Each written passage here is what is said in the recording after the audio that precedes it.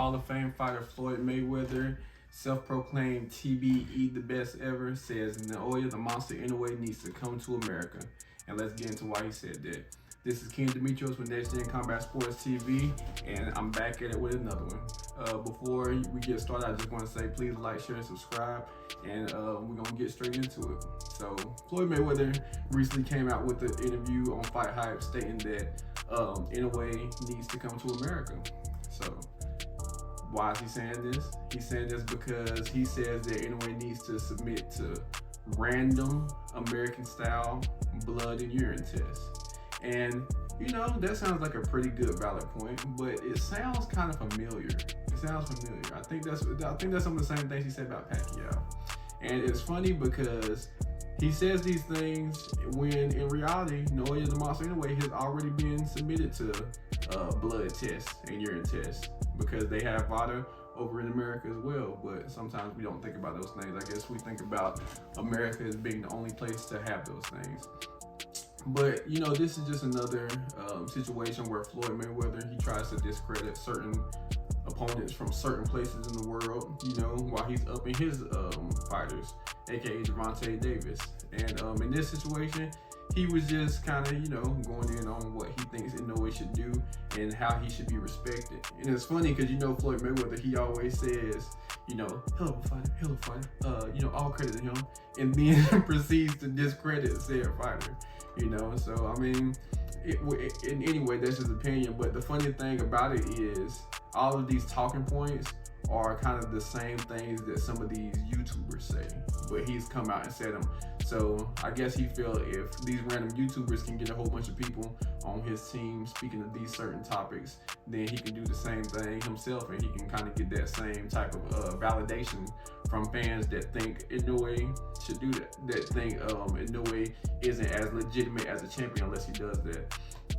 Now, me personally, I would love to see Inoue come to America to fight. I think his fighting style translates more for the fighting fans than a lot of people that's even a lot of American champions. You know, he gets knockouts, he has boxing ability, he has good IQ, he's fast, he's explosive, and he's a little guy. And you know, a lot of times we like to see the little guy go and beat up the big guys. It makes for an exciting fight, except when it doesn't turn out that way.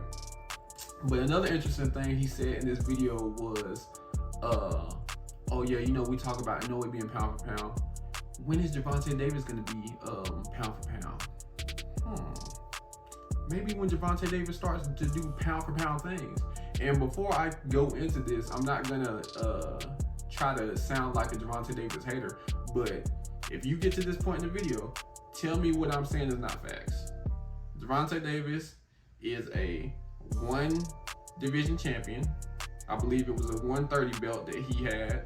All of his other belts are Reggie belts, or you know, regular belts or second tier belts. You know, if you don't watch boxing like that, you might not know, but you know, you got interim belts, you got regular champions, then you got super champions, which is kind of like, it shows that you're on that level of a champion, but you're not the official champion. And a lot of times with those second tier belts, you can have the position to challenge for the top tier belt, but gervontadavis has not done that.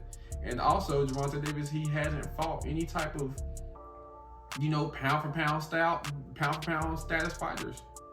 You know, it's just funny because we look at these fighters like Mario Barrios, you know, Rolly Romero, Isaac Cruz, Leo Santa Cruz, who started his career at bantamweight, you know. Now granted, Tank did start at 126, and really personally, I feel like Tank, he could be considered a pound for pound fighter, but I think that he's more in like the 12 to 8 range. He's kind of more so in there when you look at his skill. Now, skill, I test Tank, he's one of the best fighters in the game. And then you got to look at it like this as well, which is how I see it. I don't see Tank as a 135 pounder.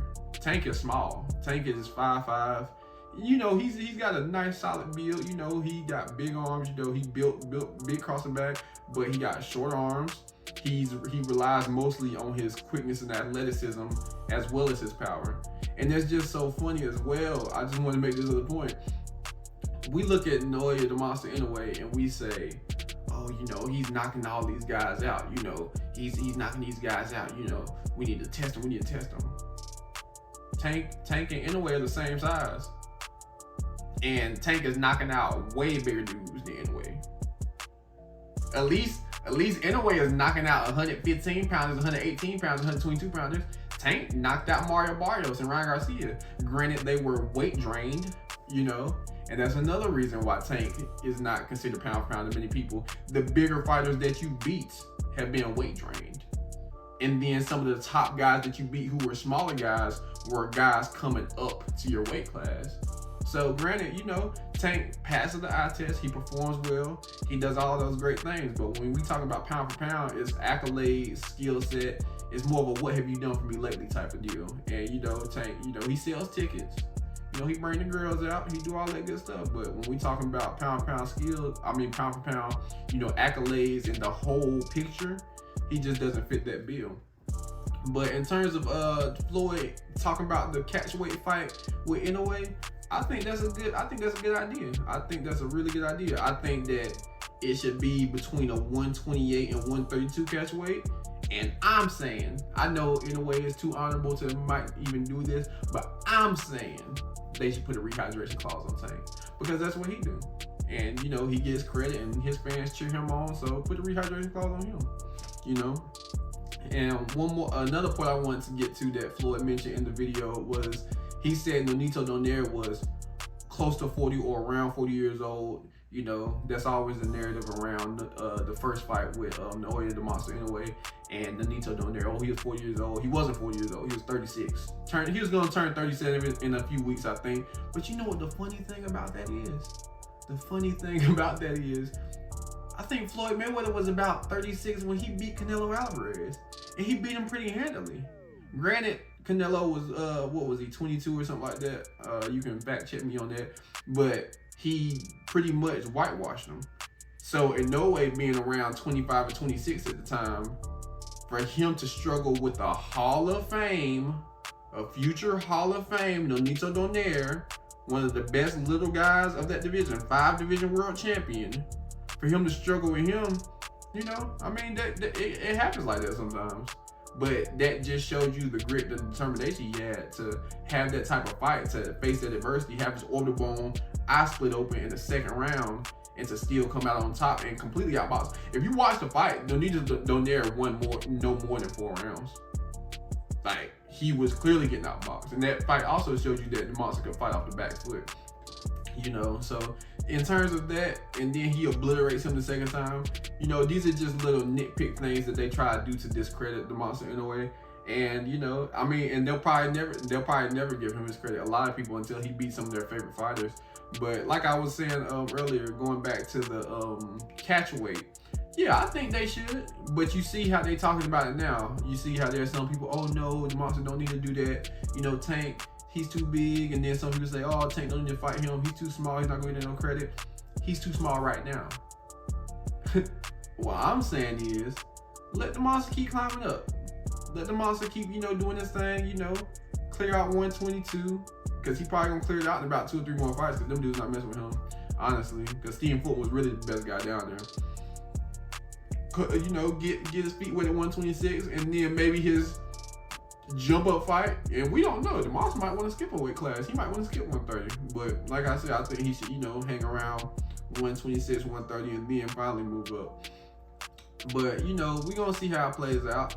And yeah, so we're gonna see how Tank and the monster plays out down the line, and if they're really gonna be willing to make that fight. Because I'm telling you right now, I've been watching the monster for a few years now, for about 3 or 4 years now. I've been keeping up with him towards the latter end, 115, 118 part of his career, and he's getting better.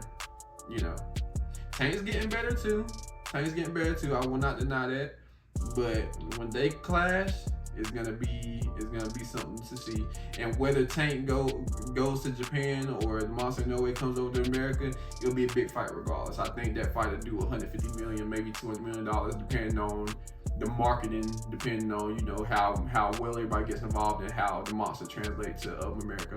But let me know what y'all think. Y'all think that the monster Inoue is not validated until he comes over to America and submits himself to random blood and urine test that he's already doing in Japan. But for some reason, Americans think that, you know, everybody got to adhere to their rules the same way stephenfulton thought that, you know, the monster could wrap his hands, even though it's legal over there and legal in Nevada and some states. But, you know, we'll just see how it plays out. But yeah, let me know what y'all think. But I appreciate y'all watching this video. Please like, share, and subscribe, and I will catch you guys in the next one.